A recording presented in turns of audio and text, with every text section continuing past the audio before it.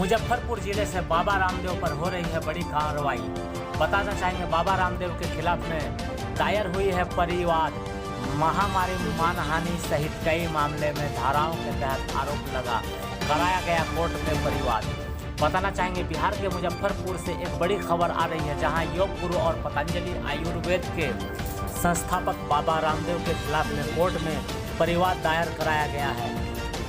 जानकारी के अनुसार बीते दिनों से एलोपैथी बनाम आयुर्वेदिक विवाद थमता नजर नहीं आ रहा है और बाबा रामदेव और इंडियन मेडिकल एसोसिएशन के बीच जारी विवाद में मुजफ्फरपुर के मुख्य न्यायिक दंडाधिकारी सीजेएम की अदालत में अधिवक्ता सुधीर कुमार ओझा ने एक परिवाद पत्र दायर किया है और इस परिवाद पत्र में उन्होंने पतंजलि विश्वविद्यालय एवं शोध संस्थान के संयोजक स्वामी बाबा रामदेव पर आरोप लगाया है कि बीते दिनों 21 मई को स्वामी रामदेव ने विभिन्न टीवी चैनलों पर एलोपैथी चिकित्सा विज्ञान को ही स्टूपिड करार देते हुए कोरोना से ही हुई कई डॉक्टरों की मौत का मजाक उड़ाया है।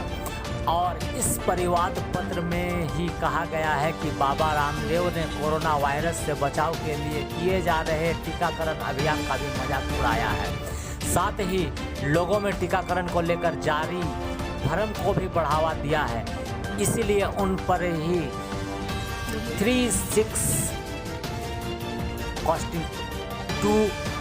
महामारी अधिनियम और आपदा प्रबंधन अधिनियम 2005 की धारा 54 के साथ ही आईपीसी इंडियन पेनल्टी कोड की धारा 268, 153A, 186, 188, 289, 270, 336, 420, 499, 336, 420, 499, 124B, 500, 505 एवं 11 आईपीसी के साथ परिवाद दायर किया है, जिसे न्यायालय ने स्वीकार करते हुए सुनवाई की अगली तिथि 7 जून को निर्धारित की है। और इसमें अधिवक्ता के रूप में सुधीर ओझा की पहचान की जा रही है। तो ये मुजफ्फरपुर से बड़ी खबर आ रही है कि अधिवक्ता सुधीर ओझा के द्वारा की गई है परिवाद दायर। मुजफ्फरपुर से पंकज कुमार सिंह की रिपोर्ट, आंखों देखिए।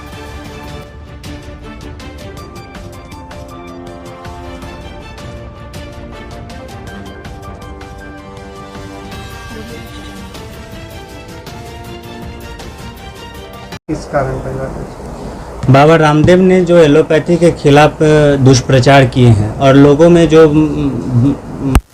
भ्रम फैलाया है उसको लेकर तमाम लोग आहत हैं। जहां लाखों की संख्या में लोगों की मृत्यु हुई है और करोड़ों की संख्या में लोगों को ठीक भी एलोपैथी के माध्यम से किया गया है। बाबा रामदेव द्वारा ऐसा कहना उचित नहीं है और यह डॉक्टरों के हितों, सामान्य जनों के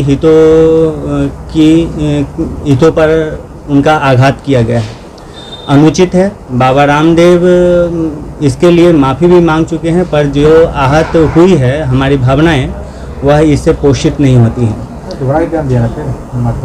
है ना। उसके बावजूद भी बाबा रामदेव अपना बयान जो उन्होंने बयान दिया है, उन्होंने यहाँ तक कहा कि किसी के उनके बाप में इतनी हिम्मत नहीं है कि वो अरेस्ट करवा लें इत्यादि। एलोपैथी स्टूपिड साइंस है, यह सब कहना आज के समय में जहाँ लोगों के बीच में डॉक्टरों के प्रति आक्रोश है और इस आक्रोश में ऐसा भ्रम फैलाना, लोग वैक्सीन लेना नहीं चाहते हैं, इसमें भी ऐसा भ्रम फैलाना समाज और राष्ट्र दोनों के लिए अपराध है। और इसी अपराध में हमने बाबा रामदेव के खिलाफ 268, 153A, 186, 188 मानहानि, आपदा प्रबंधन तथा महामारी अधिनियम के तहत केस दर्ज कराया है। क्या नाम है आपका? ज्ञान प्रकाश, अधिवक्ता। कोरोना महामारी के समय में जब कि डॉक्टर, नर्स जो में काम करने वाले लगे हुए थे, उनकी मृत्यु हो रही थी, 1000-1200 के करीब में उनकी मृत्यु हो चुकी है, लाखों में आम जनता की मृत्यु हुई है। वैसे परिस्थिति में जानबूझ करके साजिश व षड्यंत्र के तहत बाबा रामदेव के द्वारा जिस तरह से एलोपैथिक और डॉक्टरों के खिलाफ जो उनको बयान दिया गया है, वह जानबूझकर भ्रम फैलाने का काम किए हैं ताकि उनका दवा की बिक्री हो और लोगों को एलोपैथिक से विश्वास उठ जाए और संख्या में लोगों की मृत्यु होना शुरू हो जाए और देश में काफी विवाद हो और भ्रम के कारण लोग आपस में लड़ने का कार्य करें, इसको लेकर के ज्ञान प्रकाश परिवादी की ओर से हमने माननीय सीजीएम मुजफ्फरपुर की अदालत में बाबा रामदेव के खिलाफ एक मुकदमा आपराधिक मुकदमा दर्ज कराया है, जिसमें आईपीसी की धारा 124 से जो देशद्रोह का होता है, 420 जो धोखाधड़ी है, 499, 269, 270, 336, 268, 153, 188 के साथ साथ महामारी और आपदा प्रबंधन एक्ट के तहत यह मुकदमा उन पर दर्ज कराया गया है। आरोप लगाया गया है कि इन्होंने जिस तरह से बयान दिया है, देश को तोड़ने का बयान दिया है, इस महामारी एक्ट को फैलाने के लिए बयान दिया है और एलोपैथिक डॉक्टर, नर्स, कर्मचारी जो इसमें लगे हुए हैं उनका प्रतिष्ठा के साथ साथ देश की प्रतिष्ठा, आम जनता की प्रतिष्ठा को हनन करने का कार्य किया है। माननीय न्यायालय ने इसे गंभीरता से लेते हुए स्वीकार करके 7 जून की तिथि सुनवाई के लिए मुकर्रर की है।